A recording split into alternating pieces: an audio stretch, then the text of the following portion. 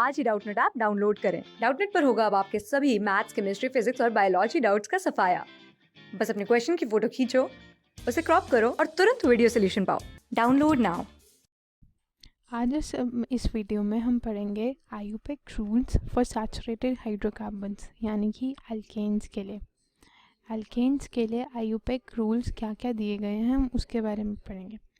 सबसे पहला रूल बताता है कि जो लॉन्गेस्ट पॉसिबल चेन होगी हम वो सिलेक्ट करेंगे, वो हमारी पेरेंट चेन होगी। मतलब उसके वो जो पेरेंट चेन होगी वो हमारी बेस चेन होगी, फिर उसके नाम पर हमारा बेसिक नाम होगा हमारे कंपाउंड का। तो लॉन्गेस्ट पॉसिबल चेन जो है वो हमारी पेरेंट चेन होगी। जैसे एग्जांपल देख लेते हैं। जैसे ये कार्बन है, ये कोई कंपाउंड है, ठीक है। तो अब इसमें दो तरह के चेन्स बन सकते हैं, या तो 1 2 3 4 5, या तो एक ये चेन हो सकती है और दूसरी चेन हम बना सकते हैं 1 2 3 4 5 6, ये वाली दूसरी चेन है। तो हमारी पेरेंट चेन कौन सी होगी? ये वाली हमारी पेरेंट चेन होगी, क्योंकि इसमें ज़्यादा नंबर ऑफ कार्बन एटम्स हैं। तो आपका हमारा सबसे पहले मेन मोटिव होगा क्या? लॉन्गेस्ट पॉसिबल चेन को ढूंढना। और दूसरी चीज़, the chain should be continuous. The chain should be continuous, मतलब उसमें कोई भी ब्रेक नहीं आना चाहिए। अब ऐसा नहीं होना चाहिए कि मान लो आप, ये हमारी कार्बन चेन है, ठीक है, ये हमारी कार्बन चेन है, आप पहले यहाँ तक गिनो, इन 4 कार्बन्स को गिन लो और फिर इसको छोड़ के फिर इस वाले को गिनो। ऐसा पॉसिबल नहीं हो सकता। लगातार कार्बन चेन होनी चाहिए, मतलब 7 एडजेसेंट अटैच ऐसे ऐसे साथ साथ में होने चाहिए। तो हमारी जो लॉन्गेस्ट पॉसिबल चेन है पहले उसे ढूंढो, और वो चेंज होनी चाहिए, वो हमारी कॉन्टिन्यूस चेन होनी चाहिए, ठीक है। अब हमारा दूसरा पॉइंट है आयुपेक नॉमेनक्लेचर फॉर एल्केन्स के लिए, कि जो कार्बन एटम्स पेरेंट चेन में नहीं हैं उनको हम बोलते हैं सब्स्टिट्यूएंट्स, और उनको हम साइड चेन में लेते हैं, ठीक है। तो carbon atoms not included in parent chain are considered as substituents,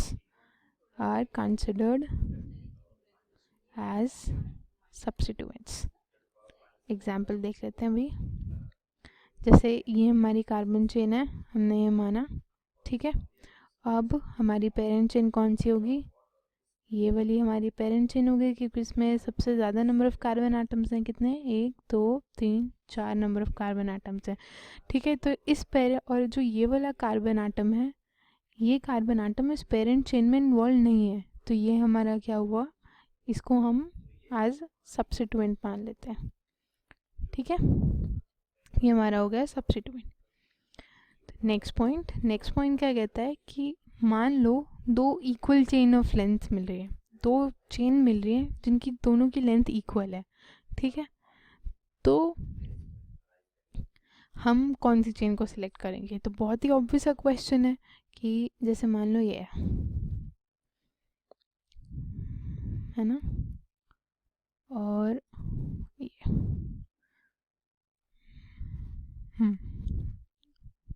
ये इतना बड़ा सा कोई कंपाउंड है, ठीक है। अब इसमें कितने नंबर ऑफ कार्बन एटम्स हैं? यहाँ गिन लेते हैं, 1 2 3 4 5 6 7, ठीक है। और अगर हम ये वाली चेन लें, ये वाली, तो इसमें कितने नंबर ऑफ कार्बन एटम्स होंगे? 1 2 3 4 5 6 7 और 8, ठीक है। अब यहाँ पर भी 8 कर लेते हैं, और हम इस वाली चेन पे एक और सब्स्टिट्यूएंट डाल लेते हैं, CH3। तो हमारा थर्ड रूल कहता है कि अगर 2 चेन्स की लेंथ इक्वल है, जैसे यहाँ देखिए ये रेड वाली जो चेन है इसकी लेंथ कितनी है? इसमें भी 8 नंबर ऑफ कार्बन एटम्स हैं, और जो ये ग्रीन वाली है इसमें भी ये जो ग्रीन वाली है इसमें भी 8 नंबर ऑफ कार्बन एटम्स हैं। तो अब हम कौन सी चेन को पेरेंट चेन मानेंगे? हम उस चेन को पेरेंट चेन मानेंगे जिसमें नंबर ऑफ सब्स्टिट्यूएंट्स ज़्यादा होंगे। अब ये रेड वाली चेन में नंबर ऑफ सब्स्टिट्यूएंट्स कितने? एक। रेड वाली चेन के लिए एक ही सब्स्टिट्यूएंट है, ये पूरा एक ही सब्स्टिट्यूएंट है, ठीक है। और अगर हम इस ग्रीन वाली चेन के लिए माने तो ग्रीन वाली चेन के लिए हमारे कितने सब्स्टिट्यूएंट है? 2। एक तो 4th नंबर पे ये वाला ग्रुप सब्स्टिट्यूएंट की तरह माना जाएगा और 6th नंबर पे ये वाला CH3 सब्स्टिट्यूएंट के माना। तो हमारी पेरेंट चेन कौन सी हो जाएगी? ये ग्रीन वाली, ठीक है। तो अब नेक्स्ट हमारा रूल कहता है कि हमारी जो नंबरिंग होगी कार्बन चेन की वो कहाँ से शुरू होगी? Numbering of carbon chain will start, वहाँ से शुरू होगी from the end where the substituent acquires the lowest position, where the substituent acquires the lowest position, ठीक है। जैसे ये कार्बन चेन है हमारी, मान लो, ठीक है, और यहाँ एक और सब्स्टिट्यूएंट लगा हुआ है, ठीक है। तो हमारी सबसे पहले पेरेंट चेन कौन सी होगी? ये वाली 1 2 3 4 5, ये वाली हमारी पेरेंट चेन होगी। क्यों? क्योंकि उसमें 2 सब्स्टिट्यूएंट है, एक सब्स्टिट्यूएंट हमारा ये हो गया और दूसरा सब्स्टिट्यूएंट हमारा ये हो गया। मान लो अगर हम दूसरी जो ये वाली कार्बन चेन है, ये इसको क्यों नहीं हम, अगर हम इसमें नंबरिंग करेंगे 2 3 4, तो ये भी 5 नंबर ऑफ कार्बन चेन है, 5 नंबर ऑफ कार्बन वाली चेन है, पर इसमें जो हमारा सब्स्टिट्यूएंट है वो एक ही सब्स्टिट्यूएंट है, ये एक ही है, और इसमें कितने? 2। तो ये वाला सही है और ये वाला गलत है। अब हमने देख लिया कि 2 नंबर ऑफ सब्स्टिट्यूएंट्स हमने देख लिया, इसमें ज़्यादा है, तो ये वाली हमारी पेरेंट चेन होगी। पर अब हम देखते हैं कि नंबरिंग कहाँ से करेंगे। इस वाले कार्बन से करेंगे 1 2 3 4 5, ऐसे करेंगे कि इस वाले कार्बन से करेंगे 1 2 3 4 5। हम ग्रीन वाली नंबरिंग करेंगे या रेड वाली, वो ये वाला रूल बताता है कि जहाँ पर जो हमारा सब्स्टिट्यूएंट है वो लोएस्ट पोजीशन ऑक्यूपाई करेगा, यानी कि लोएस्ट नंबर ऑक्यूपाई करेगा, तो हम वो वाली लेंगे, ठीक है। तो इसमें जो हमारा पहला सब्स्टिट्यूएंट है ग्रीन वाली में, वो ऑक्यूपाई कर रहा है 2, और फिर नेक्स्ट पोजीशन ऑक्यूपाई कर रहा है 3, और रेड वाली में सबसे पहला कौन सा है? 3, और फिर ऑक्यूपाई कौन सी कर रहा है? पोजीशन 4, दूसरा सब्स्टिट्यूएंट। तो क्योंकि 2 और 3 और 4 से छोटा है, तो हमारी नंबरिंग होएगी इस ग्रीन वाली के अकॉर्डिंग, इस ग्रीन वाली के अकॉर्डिंग हमारी नंबरिंग होएगी, ठीक है। नंबरिंग हम कैसे करेंगे? ये वाले कार्बन को हम नंबर 1 देंगे, इस वाले को नंबर 2, और तो ये मिटा देते हैं, ये वाली नंबरिंग हमारी गलत है, ठीक है। तो हमारा 4th रूल कहता है कि जहाँ पर सब्स्टिट्यूएंट को लोएस्ट नंबर मिलेगा हम वहाँ से नंबरिंग शुरू करेंगे, ठीक है। अब 5th रूल क्या है? 5th रूल है लोएस्ट सम रूल। ये कहता है कि आप लोकेंट्स जो हमारे सब्स्टिट्यूएंट्स हैं आप उनको नंबर दे दीजिए। जैसे एक सब्स्टिट्यूएंट उसी ऊपर वाली केस में हम देख लेते हैं, ठीक है। जैसे इस वीडियो में इस केस में तो ग्रीन वाली की केस में जो हमारा सब्स्टिट्यूएंट्स थे वो 2nd पोजीशन और 3rd पोजीशन पे था, है ना। और रेड वाले की केस में हमारे सब्स्टिट्यूएंट्स थे 3rd और 4th पोजीशन पे। आप इन दोनों का सम ले लीजिए, 2 + 3 कितना होता है? 5, 4 + 3 कितना होता है? 7। जिस केस में जो ये सम की वैल्यू है, ये जो वैल्यू है वो कम आएगी, ठीक है, वो वाला हमारा मेन क्या कहते हैं नंबरिंग होगी, उस तरीके से ही हम नंबरिंग करेंगे, ठीक है। और फिर हमारा नेक्स्ट रूल है, नेक्स्ट रूल कहता है कि जो हमारा पोजीशन है, पोजीशन एंड सब्स्टिट्यूएंट, ठीक है, सब्स्टिट्यूएंट का नाम, पोजीशन एंड सब्स्टिट्यूएंट्स नेम, ठीक है, they are separated with a dash, they are separated with a dash, ठीक है। जैसे मान लो सब्स्टिट्यूएंट था 2 पे और सब्स्टिट्यूएंट का नेम लिख देते हैं हम मिथाइल, तो 2 पे था और नाम उसका मिथाइल है, तो उन दोनों के बीच में हमें एक डैश लगाना ज़रूरी है, ये इस रूल का कहना है, ठीक है। नेक्स्ट है कि ये तो हमने बात की कि एक सब्स्टिट्यूएंट प्रेजेंट है, what if there are more than one substituent, case where more than one substituent is present, तो उस केस में हम क्या करते हैं, हम सब्स्टिट्यूएंट्स को अल्फ़ाबेटिकल ऑर्डर में लिख देते हैं, ठीक है। Are present, we write the names of substituents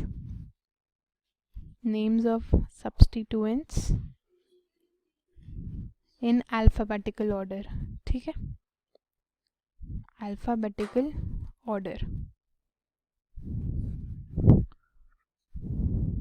अब हम एक एग्जाम्पल पढ़ेंगे इसके बाद, मतलब इन सब रूल्स का एप्लीकेशन बेसिकली हम पढ़ेंगे, जिसमें मान लीजिए हमारे पास ये कंपाउंड है, मैं हाइड्रोजन एटम्स को ओमिट कर रही हूँ, हाइड्रोजन एटम्स को नहीं लिख रही हूँ हमारी आसानी के लिए। तो इसमें मान लीजिए हमारे पास 1 2 3 4 और ये 5 कार्बन एटम्स हैं, और यहाँ पर एक और कार्बन चेन है, और यहाँ पर एक और कार्बन चेन है, ठीक है। तो ये हमारे पास कंपाउंड है। अब सबसे पहला हमारा रूल क्या था कि हम देखेंगे कि लॉन्गेस्ट कार्बन चेन कौन सी है, तो काउंट करके देखते हैं, 1 2 3 4 5, इससे तो 5 आ रही है। अब दूसरे पेन से काउंट करके देखते हैं, 1 2 3 4 5 6 7, एक ये है। दूसरा और ऑप्शन क्या है, हम यहाँ से ले लें, 1 2 3 4 5 6 7 एंड 8। तो हमारी सबसे बड़ी कार्बन चेन कौन सी होएगी, ये वाली हमारी सबसे बड़ी कार्बन चेन होगी, क्योंकि इसमें 8 नंबर ऑफ कार्बन एटम्स हैं। तो हम इसको थोड़ा सा दोबारा से साफ लिख लेते हैं। ये कार्बन चेन है, इस पे 2 ये लगे हुए हैं और इस पे 3 लगे हुए हैं, ठीक है। तो अब हम नंबरिंग कर देते हैं। अब नंबरिंग हम कैसे कर सकते हैं, 1 2 3 4 5 6 7, ठीक है। हम ऐसे नंबरिंग कर सकते हैं, या फिर हम कैसे नंबरिंग कर सकते हैं, हम ऐसे भी नंबरिंग कर सकते हैं, 1 2 3 4 5 6 7।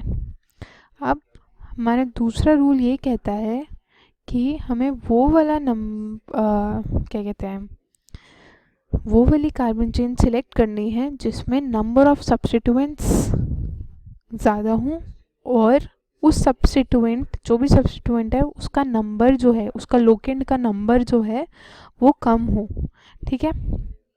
तो दोबारा लिखते हैं, ये हमारा बेसिक कंपाउंड है, ठीक है। तो अगर मैं यहाँ से नंबरिंग करूँ 1 2 3 4 5 6 7, तो हमारा एक सब्स्टिट्यूएंट, जो सबसे पहला सब्स्टिट्यूएंट है वो 4 पे आ रहा है ना ये, और बाकी दूसरा सब्स्टिट्यूएंट जो है वो 5 पे आ रहा है, ये वाला ग्रुप, ठीक है। और अगर हम दूसरी तरह से अगर हम नेमिंग करते हैं तो क्या होगा वो भी देख लेते हैं। अगर हम ऐसे नेमिंग करें, यहाँ से अगर हम नेमिंग शुरू करें तो 1 2 3 4 5 6 7, तो इस केस में जो हमारा पहला सब्स्टिट्यूएंट है वो आ रहा है 3 पोजीशन पे, और जो दूसरा सब्स्टिट्यूएंट है वो आ रहा है 4 पोजीशन पे, ठीक है। तो इस केस में पहला सब्स्टिट्यूएंट कौन सी पोजीशन पे आ रहा था, 4 पे, और दूसरा 5 पे। इस केस में पहला सब्स्टिट्यूएंट आ रहा था 3 पे और दूसरा 4 पे। तो हमारा सही नॉमेनक्लेचर क्या है, ये, क्योंकि इसमें जो हमारे सब्स्टिट्यूएंट्स हैं उसको कम नंबरिंग मिल रही है, कम लोकेंट नंबर मिल रहा है। तो हमने ढूंढ ली, हमारी पेरेंट चेन ढूंढ ली, हमने ढूंढ लिया कि पेरेंट चेन को नंबर कैसे करना है। ठीक है, तो हमारा नंबरिंग कहाँ से हुई, यहाँ से 1 2 3 4 5 6 7। हमने नंबरिंग ढूंढ कर ली, हमने पेरेंट चेन ढूंढ लिया। अब बात आती है हमारे नॉमेनक्लेचर के 3 कॉन्स्टिट्यूएंट्स की। क्या क्या थे, सबसे पहले था हमारा सेकेंडरी प्रीफिक्स, फिर हम लिखते हैं प्राइमरी प्रीफिक्स, फिर हम लिखते हैं वर्ड रूट, फिर हम लिखते हैं प्राइमरी सफिक्स, और फिर हम लिखते हैं सेकेंडरी सफिक्स। तो सेकेंडरी सफिक्स क्या होते हैं, हमारे सब्स्टिट्यूएंट्स होते हैं। तो हमारा सब्स्टिट्यूएंट क्या है, एक ये सब्स्टिट्यूएंट है और एक ये सब्स्टिट्यूएंट है। ठीक है, इस सब्स्टिट्यूएंट को जैसे CH4 है, CH4 को बोलते हैं मीथेन। ठीक है, इसमें से अगर मैं एक H हटा दूं, CH3 लिख दूं, और यहाँ पर कोई भी और ग्रुप आ जाए, तो जब ये CH3 group as a substituent लेते हैं तो इस सब्स्टिट्यूएंट का हम नाम लिख देते हैं मिथाइल। मतलब इस एन को हटा के हम आइल लगा देते हैं। वैसे ही जैसे ये है, अगर ये C2H6 होता तो हम क्या लिखते हैं, इथेन, पर अभी ये क्या है, C2H5 है, तो एज अ सब्स्टिट्यूएंट इसको हम लिखेंगे इथाइल। अभी थोड़ी देर बाद मैं ऐसे आपको और भी सब्स्टिट्यूएंट्स के बारे में बताऊंगी जो आपको याद करना पड़ेगा। ठीक है, तो हमारा सेकेंडरी सफिक्स क्या हुआ, हमारे सब्स्टिट्यूएंट्स हुए। एक सब्स्टिट्यूएंट कहाँ पर है, 3 मिथाइल हमारा एक सब्स्टिट्यूएंट है, 3 पे मिथाइल ग्रुप है। और हमने एक और अपना रूल पढ़ा था कि जो सब्स्टिट्यूएंट का नंबर है और जो सब्स्टिट्यूएंट का नाम है उसके बीच में डैश आना चाहिए। तो 3 मिथाइल एक हमारा सब्स्टिट्यूएंट हो गया, और दूसरा सब्स्टिट्यूएंट कौन सा है, दूसरा सब्स्टिट्यूएंट 4 पे कौन सा है, 4 पे इथाइल, 4 पे इथाइल है। 1 डिग्री प्रीफिक्स क्या होता है कि अगर साइक्लिक कंपाउंड है तो हम 1 डिग्री प्रीफिक्स लगाएंगे, तो साइक्लिक कंपाउंड नहीं है तो 1 डिग्री प्रीफिक्स नहीं लगेगा।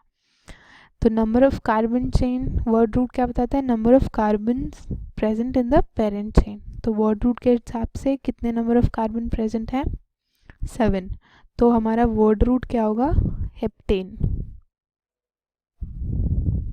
सॉरी हेप्ट हमारा वर्ड रूट होगा, हेप्ट हमारा वर्ड रूट होगा। फिर हमारा 1 डिग्री सफिक्स क्या होगा, क्योंकि ये सैचुरेटेड है, अनसैचुरेटेड नहीं है, तो 1 डिग्री सफिक्स होगा हमारा एन। और 2 डिग्री सफिक्स पे जाते हैं किसी फंक्शनल ग्रुप, और इस कंपाउंड में आप देख सकते हैं कोई भी फंक्शनल ग्रुप नहीं है, तो 2 डिग्री सफिक्स भी नहीं होगा।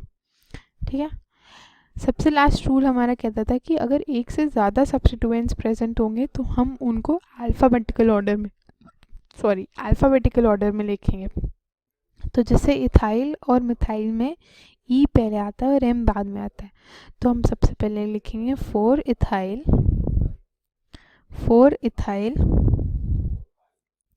3 मिथाइल, 4 इथाइल, फिर आप दोबारा डैश डालिए, 3 मिथाइल, हेप्ट एन। ये हो गया हमारे इस क्या कहते हैं, हमारे इस कंपाउंड का नाम। तो हम अब पढ़ते हैं कुछ ऐसे सब्स्टिट्यूएंट्स जो बहुत कॉमन सब्स्टिट्यूएंट्स होते हैं और आपको याद होने चाहिए। कुछ कॉमन सब्स्टिट्यूएंट्स के बारे में बात करते हैं। ठीक है, जैसे है आइसोप्रोपाइल। आइसोप्रोपाइल हमारा एक कॉमन सब्स्टिट्यूएंट है जिसका फॉर्मूला होता है ये CH3 CH CH3, इसके आगे कुछ भी लगाओ। ठीक है, secondary butyl CH3 C CH3 CH3, ये सेकेंडरी ब्यूटाइल। ठीक है, और है टर्शरी ब्यूटाइल, तो CH3 C CH3 CH3 और यहाँ पर कुछ भी सब्स्टिट्यूएंट लगा दो आप, और है आइसोब्यूटाइल। अब मैं आपसे रिक्वेस्ट करूँगी कि अगर आपको ये सब सब्स्टिट्यूएंट्स के नाम याद होंगे तो बहुत आसानी हो जाएगी आपको आगे नॉमेनक्लेचर पढ़ने में और नाम को लिखने में। क्लास 6 से 12 से लेके नीट, IIT, JEE मेंस और एडवांस के लेवल तक 10 मिलियन से ज्यादा स्टूडेंट्स का भरोसा। आज ही डाउनलोड करें डाउटनेट ऐप या व्हाट्सएप कीजिए अपने डाउट्स 8400 400 400 पर।